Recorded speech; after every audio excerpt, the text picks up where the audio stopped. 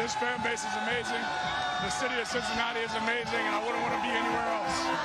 Desmond fakes a handoff, runs to the right. He's got all sorts of room to the 30, 25, 20, 15, 10, 5, touchdown!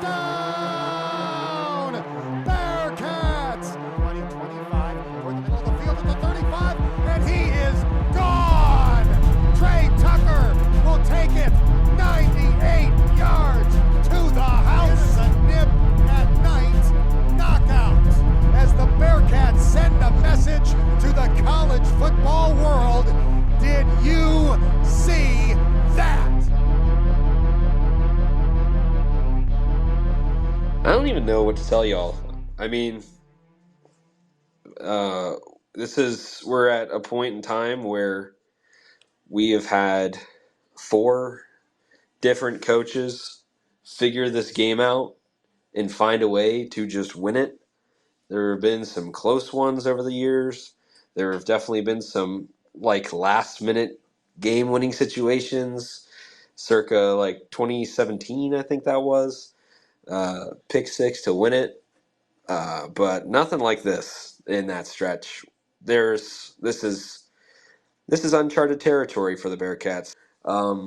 Yeah, this is crazy, man. I'm just trying to figure out really what to say. Overall, this whole game was just ugly end to end. I mean, there's a few bright spots here and there, but I mean, it's incredible how many drives we had, how much offense we put on the board, and yet still found a way to lose this game and still found a way to not put up enough. This is a game that the Bearcats should have won handedly, and if it was a close game, it was still going to be a 1-score win in regulation. This is not a game that you go down to the end and you just have a tie game scenario. This game should have never gone to overtime. There was so many times where you make it's incredible to me. It's dumbfounding. There were so many times in this game where you can just make a little bit gutsier play calling, and then you get to the very end. I just don't understand. The fake punt was incredible. I mean, this is an emotional roller coaster of a game, for sure. But the fake punt, you drive all the way down the field, and then that's just shit luck. You get a block on a kick. At that point, credit to Miami's special teams there to make something happen. But I mean, I just don't understand how you let this game get away from you. If you are it doesn't matter what Bearcat team you are. If you're a Bearcat team under Brian Kelly, if you're a Bearcat team under Butch Jones, if you're a Bearcat team under Tommy Tuberville, if you're a Bearcat team under Luke Fickell, you got this game done. It didn't matter how ugly it was, but you got it done.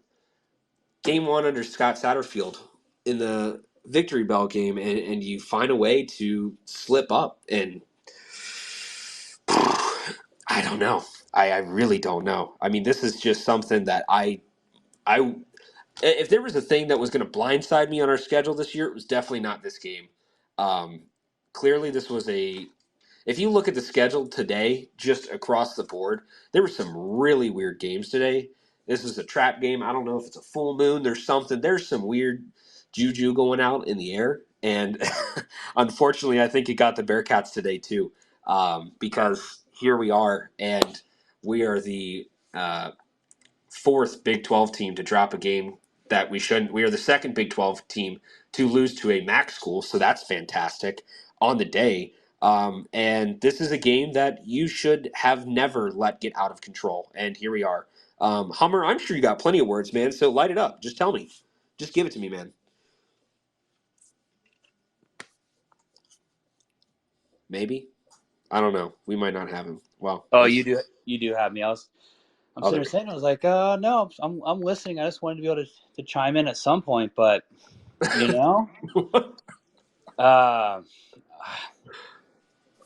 been saying from the beginning that I've been kind of meh, and I just think that's still where I'm at. I can't say you're excited, but this obviously sucks. And there was several times where, we in the beginning of the season, when we saw this aggressiveness from Saddy Daddy, where we missed on 1 4th and goal and all of a sudden it became conservative city. And there were some times where you would have liked, I think we could have seen more aggressiveness. I also think that we missed some opportunities with letting Emory Jones just be Emory Jones, run. Even on that last drive, Emory had, he brought us to the brink of the goal line twice, and call me out if it was more than twice, but twice. And then yet we weren't just going back to it when that's what was working. Like they were tired. We could have done that. And now that was frustrating. And Yeah, here let me throw this in here, man. This I think is the craziest thing to me for this entire game. Bearcats total yards 538. Really blew that word. 2 turnovers, 30 first downs, completely controlled time of possession. I how you have 538 total yards and you put 24 points on the board is beyond me. Like I said, I mean, I don't know. I really it's there's so much of me that wants to say like we just blew the hell out of this game because we absolutely did. But honestly, on top of all of that, there's a lot of credit to give to Miami's defense because when it came to put up or shut up in the red zone, these guys showed up. I mean, and they shut our offense down. Whatever was going on, they figured it out time and time again. And you get down to the situation when you're in overtime, and they continue to do it, and it just keeps happening. Like I am just amazed at how well they did in those situations, but I'm also amazed with how many yards we put on the board. Statistics or what, not out the door, with just how much the Bearcats were able to move the ball that you could not put more points on the board. And honestly, that our defense was not able to shut them down. But this is one of those situations, too, where all season long, 2 games in, we've seen some of these situations where our corners have got exposed. We've seen some of these situations where our defense that is usually stout in these certain situations has just completely collapsed. And I'm, like I said, I'm just in shock more than anything. I mean, it's not like this situation is not one of those things where it's just complete overhype of the team and just have no idea. Because yes, we did hype up the team a lot. Yes, that's what we're going to do. We're homers here, but at the end of the day, with the situation in this team going on right now, you saw some flaws, but every single one of those in this game got absolutely exposed, and that's just what it was. It's incredible to me that every single thing that we thought of as a concern, Miami of all teams was a team to expose that, and that is just one of those things that I just can't wrap my head around. We've got a few people who want to speak. We'll let you do it. Let's see. We've got Brett. We've got Brad. Hummer, if you want to chime in here still. We have a West Virginia fan in here, so let's just see. We'll give you a second. Eat shit, Pitt, baby! Eat shit, Pitt! We'll take that, I guess. Oh, I'm not even gonna lie. That's a great win. That's a great situation over there for West Virginia. That's a great situation over there for Pitt, now 1-2. And that's a great situation for the Bearcats, who are now 2-1, and their best win on the season looked like Pitt, and now Pitt is 1-2 and not as good as we thought they were. So turns out the Bearcats were not the problem here. Pitt was just really bad and gave us a lot more hope than we should have had out the gates. So that's where we stand right now. did we really think Pitt was that good? No, we did not think Pitt was that good, but it felt like it was in the moment, Hummer. You have to give us some amount of hope here. Comment of the night goes to Tanner Hudgens, who said OC should resign before he leaves tonight. Anybody want to tell him? I think if He he's should. saying When that's I was not, screaming for there was I a was just couple saying, I think times if where he's saying that's not being talked about is I was how bad that DB room is. All right. We're gonna give the mic over to Brad. Brad, you start.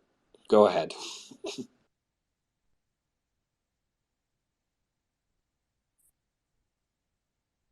Okay, I guess we're not gonna give it to Brad. Bart or Hurtful Truthful. Oh, I just I'm want to say something. sorry. Dear God. Go ahead. Just go That ahead. was a poor offense. Like that shit was horrible. I had 5K on this game, and I don't know how to feel. I really don't. I'm honestly mad at myself because I had way too much faith in this team.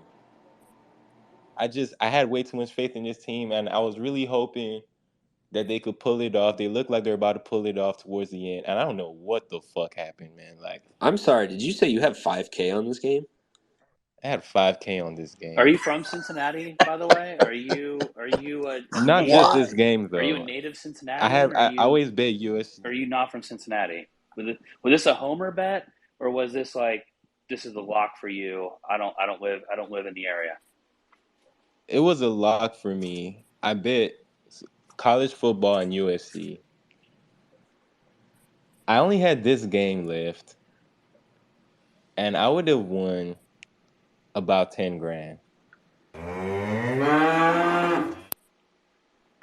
Yeah. Oof. I don't even know what to tell you, man. I mean, I'm in pain right now. But my I'm no bank longer in account is pain right solid. now. I honestly, I feel good I about think you're in more myself. I'm pain than I'm any of sorry, us. man. Yeah, I'm sorry, man. That sucks. I don't even know what to tell you there. Um, It sucks, but it can be got. You can always get money back. I'm just mad that I'm mad at the lock that was I got in at negative 600 that I really didn't fucking need. Lost me fucking money, like. But it's all good. I learned. Post the bet slip. yeah, we I'll drop. post. You got to drop it in here, man. You got to back that up. Let me see. That's if I mean there's definitely there's definitely some negatives to losing this game, which we can definitely get into the more complicated stuff. But from the top side, so last week after beating Pitt in a situation where the offense really just became stagnant in the second half after coming out, punch them in the mouth, and now you're looking at this season going forward. You thought maybe the Bearcats had a chance to be good, and the fact that you can't, it's not even like I don't know. Miami, I'm not gonna lie, Miami looks good, but this is a game that you do not lose, and that's simply put. Like Miami looked good in this game against the Bearcats, but this is a game that you do not lose. It's straight out. Scott Satterfield, if you had a checkbox, you had a full checklist going into this season of things you needed to get done. It was beat EKU, beat Miami, to hell with the rest, figure it out, and year two will be fine. This is a situation where you do not lose. I just don't. I There's so many things about this game that it's perplexing to me. And like I said, I could sit here talking in circles, but I'm not going to be. I'm not going to have many words left at this point because I'm still just in shock more than anything. Um, there's definitely some things we'll have to go over later this week when we have a bit more of a level head on the situation. But yeah, go ahead, Brad. I see you want to speak there. Hey, Justin. There was a couple of times in this game where I was screaming for that QB sneak, and they just did not use it. Yeah. I mean, there's plenty of situations in this game where we could have made a lot better of choices and we just did not. Yeah, like 2 times in the end zone, I was screaming for that QB sneak, and they just did not take advantage of it, and it obviously haunted them. Yeah, I mean, and this is one of those things that when you look back on this game, in a week, in 2 weeks, in 3 weeks, and you go through the film and you go through just some of the decisions that were made, there's a lot of these situations where I mean, I'm sure they're already wishing they could get those moments back, but a handful of those, especially down the stretch, I think whoever said it earlier just made a very good point about the play calling. The second you go conservative, it's like it's ultra aggressive and then it's matched with super conservatism. And it just doesn't make sense because you kill your own momentum. It's not somebody else doing it for you. You're killing your own momentum. You're not Right. having a guy sit on the ground and, fake an injury and wean you out of time. Like it's just complete flip of the switch. And that is just perplexing to me. Like in overtime, I was like, just even if you do 2 QB sneaks, it's the easiest yard in the book. Just do it. Well, and I thought the situation too, like especially in overtime when we're trying to score there were so many times where we just kept running it up the middle and kept expecting it to work. And then if you don't do that, you do the QB draw and you run it up the middle and nothing changes. And it's the same play over and over again. You're getting the call back. You're getting pushed back on penalties. You're having some of these other situations where you're running out of time and now pressure's on. And they just did not show any flexing there. And of course, I mean, I think, it's one of those you can only wish, you could only hope that when you look at the situation with D. Wiggins, he looks like he slipped on his route or something, or fell in the middle of that, maybe just caught some wet turf or something. I don't know. But, you lose your grip there and that turns into an interception and game's over. I mean, that situation, unfortunately, is just one of those ones that can happen at any point in the game, but it just so happens to happen at the last play of the game that decides the game. So shit luck there. Yeah. Yeah, I mean, honestly, I think where we look going forward on this season is Oklahoma. I don't think that they can change their mind now that it's official, but Oklahoma will be coming next weekend to Cincinnati for Big Noon Saturday, and actually, or Big Noon kickoff on Saturday. And actually, this is one of those things that I really want to talk about because we have not yet mentioned this on this Spaces yet. I honestly think we were too worried about Oklahoma, to be Yep, honest, going to this game. there it is. Yeah, and that's exactly it. I think the biggest problem right now is that we just had we were looking way too far ahead. Oklahoma's obviously a big game. You look at Oklahoma putting up 60, 70 points, Did doing you it guys just multiple say times. you weren't worried about Oklahoma? No, Like, I'm saying we were too worried about Oklahoma. That's all that we were looking at. And so you completely look over Miami, who you beat for damn near 2 decades end over end.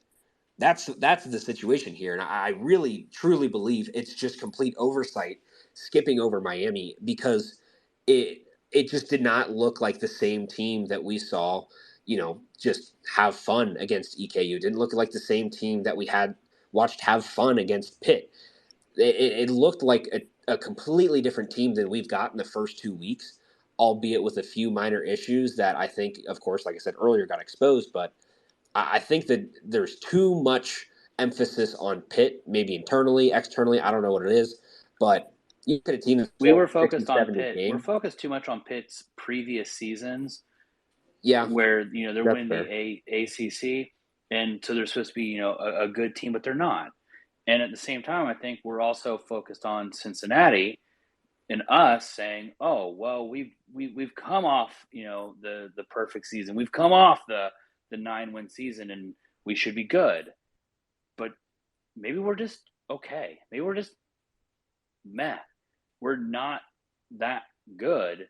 And that's why everybody said their expectation was, for the most part, everybody's saying if you get 6 wins, you make a bowl game, you're happy. Well, this is what a 6-win season looks like. You lose to teams that you shouldn't lose to, or you don't think you should lose to. And that's just what happened. At the end of the day, we got outplayed, and we probably saw some areas of concern. One being, we bring in a coach who's the offensive genius, and we just kept doing the same thing over and over in the red zone, which was running the ball up the middle. It was maddening. And I just think at the end of the day, there needs to be adjustments. We did the same thing throughout the entire game. There was no adjustment to the game plan in the second half of the game when we were getting worked. So I think this one goes on the coaches, that they need to do a better job of the game plan here, and not just saying, well, this is what we're going to do, but you need to be able to adjust. For instance, not letting Emory Jones, or I don't want to say not letting him, because maybe he has the green light. I don't know. I'm not there calling the plays, but maybe telling him to run then if he's not doing it. You see that lane, take it. So it's just, at the end of the day, it was a tough loss. It sucks that it's Miami, but it's a long season. We'll see what happens. Yeah, I mean, I think my only qualm there would be with, it doesn't matter whatsoever what you expect of your team in the previous season, what you expect of your team 3 seasons ago, what you expect of your team going forward for the rest of the season before this game. It does not matter.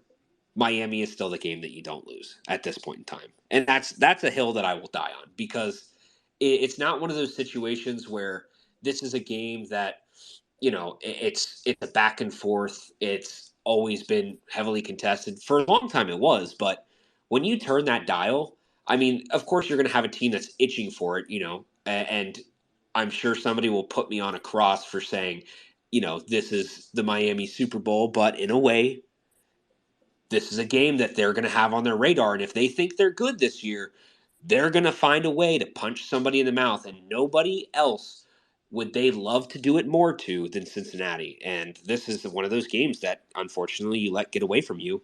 And Miami just found a way to do it. And like I said, I firmly believe that you can't let Miami get away from you. Bowl eligibility, be damned. You're looking at that season as you're going to scrape your wins in here or there. You still can't blow it to Miami, man. I guess it's hard to say this since we've done it, we had done it 15, 16 years in a row. 4 coaches, but man. 4 different coaches. I think that if you're having that expectation that you're always going to beat that, that little brother, that in-state rival, the one that never wins, that you have higher expectations of your program, that you walk in that this should always be a cakewalk. It should never even be close. And I think that's the difference right now of where UC football is. When I watched that, my wife brought this up earlier today. When you watch that 100 Years of Nipper, the hype video, it's sick, right? It's a great video. But it actually really doesn't start mattering until 2006. Everything before that, that's a good point. UC really wasn't a powerhouse in football. We have history, sure, but our history starts really in 2006. That's where modern UC day football begins. So in order for us to take that next leap, we have to have higher expectations for the program as a whole. That 6 wins for your first-year coach actually isn't really acceptable. But that's what we've all decided on this year, or a lot of us have, that that's the mark. So, yeah, when you have 6 wins as your goal to win, that is a year where Miami can come in and beat you. And I'm going to take little brother syndrome to a whole nother level here. But take Ohio State, for example. If they had an expectation of winning 6 games in a year, that's the year Youngstown comes in and beats them. That is the year that they lose to Youngstown State. But they don't have that expectation. If Ryan Day gets fired, the next coach is expected to do better. Luke Fickell didn't get the job. So, and for winning some games, he didn't. So that's where UC that's where we're at right now. We're on that precipice. We're in the conference now. We have all the pieces in place to do that. And so the expectation for us is greater. And that's just where I'm going to leave. The expectation needs to be greater. It's not acceptable that this is the game that we lost. It happened, but we need to move on. We need to push forward. Yeah, I think that's a really good point too. And just looking forward for the rest of the season, there is still a lot of football left. This is not the last game of the year. It's something that you have to sit on for an entire off season, but it's definitely something that you're going to take a lot of notes on, and you damn well better apply them. I think the hardest part when you look at next week, no matter what your expectations are of Cincinnati, what they were of Cincinnati going into this game, you come out of week 3 with a loss when you're expecting that after going 2-0, you're going to be going 3-0 to play Oklahoma, and if you lose, you lose. I mean, Oklahoma's looking like a world beater right now, and I think everybody could probably agree with that. Sure, they've definitely, they had a little bit of a closer one than you'd expect with SMU, but again, Oklahoma still always really finds a way to get something done. And after last season, they're sure as hell going to be, trying to make a statement this season. And so being that statement team for them to play against really doesn't feel all that exciting when you're, going into week 4 and you're just coming off a loss to Miami of Ohio, a MAC school team. So I think that's sort of the expectation, is that if you can't find a way to stay in that game, it's going to be pretty rough surfing for the next few weeks past that, because then you also follow that game with away at BYU and you're going to Provo. That stretch, like, this didn't feel like the hard game in that, quarter end of quarter 1, start of quarter 2 part of your season. This didn't feel like that hard game. So now that that's part of it, you got to remeasure a whole lot of what your expectations are on the season and look at some of these other teams that you might have been sleeping on a little bit, might have looked at, they've got a down year. I think, unfortunately, the Bearcats could be right there with them. But alas, we are 2-1. So, all is not lost, but it definitely feels like it right now. Darren, you got some words for us, man? Yeah, I mean, I think expectations are what got us in trouble tonight, actually. The expectations we set 6-6, I think they were kind of set earlier in the year, because you have turnover, you have a new coach, you have a new league.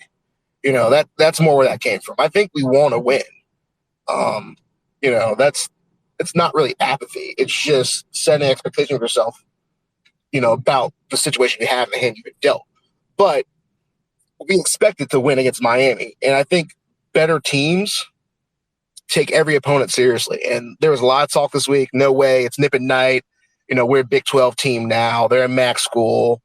And realistically, the expectation you need to have is that, the team you play is going to give you their best shot. And you have to be ready for that regardless. Yeah, that's a really good point too. I think the expectations for the season they've been drastically blown out of proportion, pulled back in, blown out of proportion, pulled back in. Then you get to the beginning of the season, you play EKU, you blow them out of proportion. You play Pitt, you really blow them out of proportion. If not, find a few humble folks in the middle of that. And now I think everybody at the same time is hitting that crash, coming back down to earth at the same time. And it's an unfortunate situation, but I think there is, there's still some upside, like I said, with how much season you have left to play. You know, everybody blows a game at some point or another. The one that you don't want to blow, of course, is Miami. Nip at night. You're 26-1 in Nippert, coming into this game over the past handful of years. That stat got thrown out earlier in this game. And you blow that game to Tulane last year at home, and that game was like, Tulane was a very good team last year, and anybody who says otherwise clearly was not watching them. So them coming in there and sort of giving you a gut punch at the end of your season is tough, but you learn to live and let go of that one. But I still, like I said, I think that's the troubling part here is you've got such an expectation, especially when you play at home, especially when you have this advantage in Nippert to control and sort of not even necessarily dominate, but to finish out in these games. And here we are. Tanner, you got some words here? Yeah, I mean, let's also point out with the home win streak, the loss last year, Luke Fickell had one foot out the door. You could tell by the way the team was playing last year that he didn't have control of the team. The penalties were ridiculous for a team last year.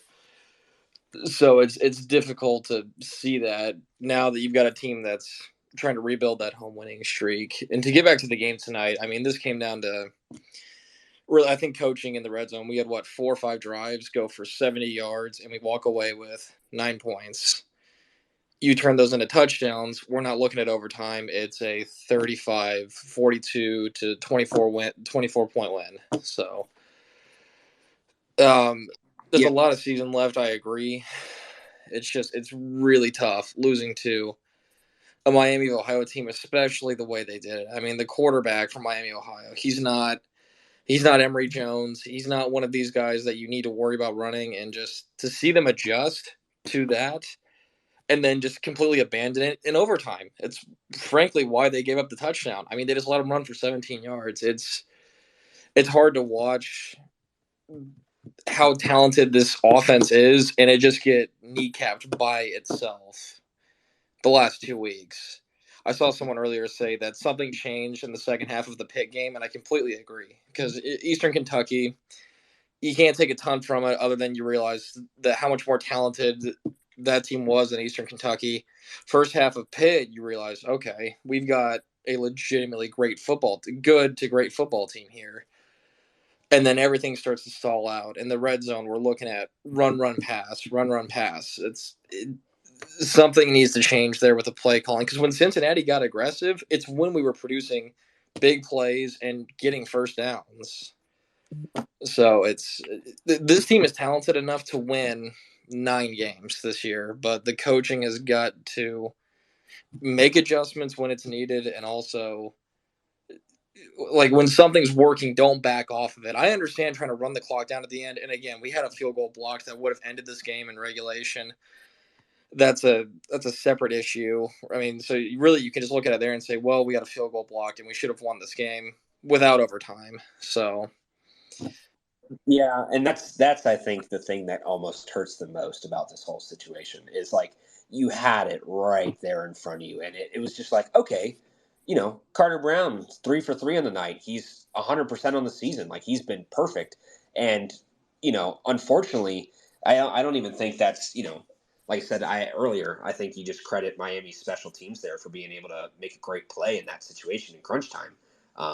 There's nothing that goes on your kicker or anything there. And unfortunately, like, I think it sucks because he would have just been able to ice it out, be the hero of a game, have another one of those situations where, you got another close Miami game that you've got that just play at the end or something that happens at the end that's kind of crazy, and the Bearcats find a way to win and keep the streak alive. And unfortunately for him, he didn't get that moment because a Miami player made a great play. But I think, you made a good point before. I looked through the entire drive summary. Bearcats had 5 drives that totaled over 60 yards. And again, 24 points on the board. And you have 3 field goals in there, and you go for 4 actually in total in the game. So I don't know. I mean, that's just about half of your points if you make that field goal that are coming out of field goals, and so you've got to find a way to be able to punch it in.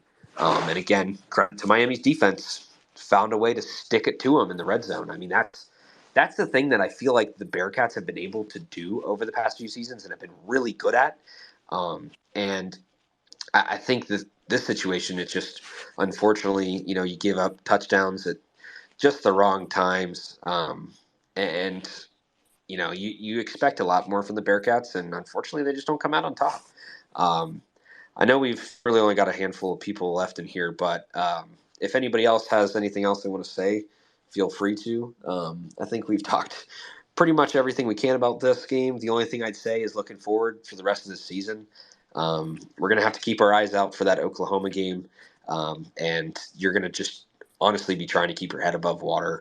BYU, I don't even know what to expect. They looked kind of they've looked a little all over the board, but I think there is possibly some daylight there if you can find a way to pull that over on them. But they also managed to beat Arkansas today, so credit to them. I think that's a good spot for them. So I don't know. I mean, I think the Bearcats are probably going to struggle over the next few weeks.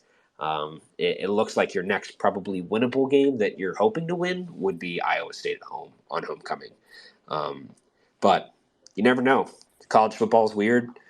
Sometimes you have teams that walk in that should be walking all over the other team that end up not. And unfortunately, today we were one of those teams.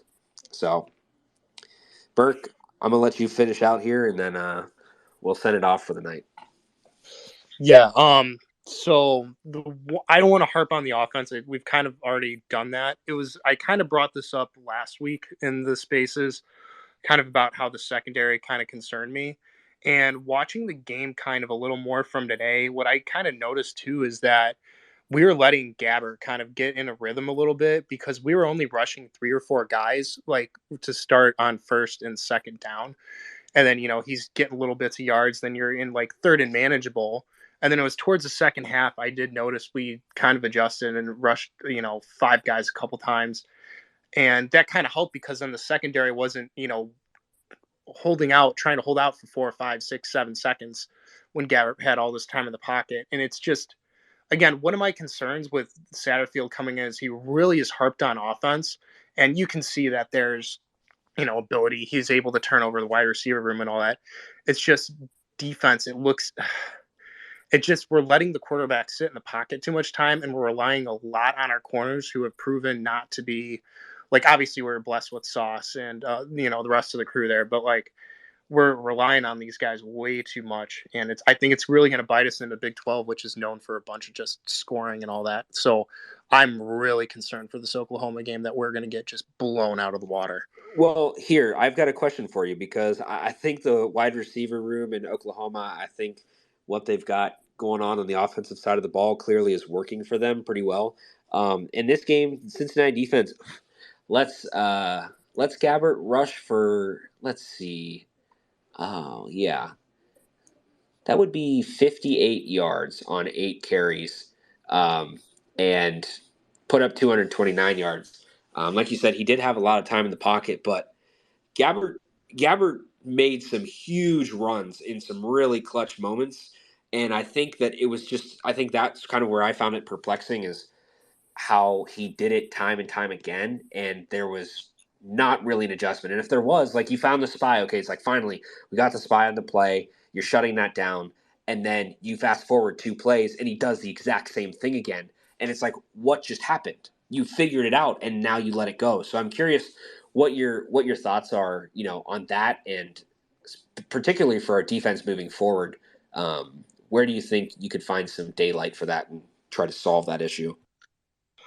Yeah, I mean, again, a lot of the rushes were that I saw, like, on those kind of plays. We were rushing 4 and we were going straight at them, and we were dropping our linebackers back too, like 10 yards. So again, Gabbert's able to at least get space and make a move.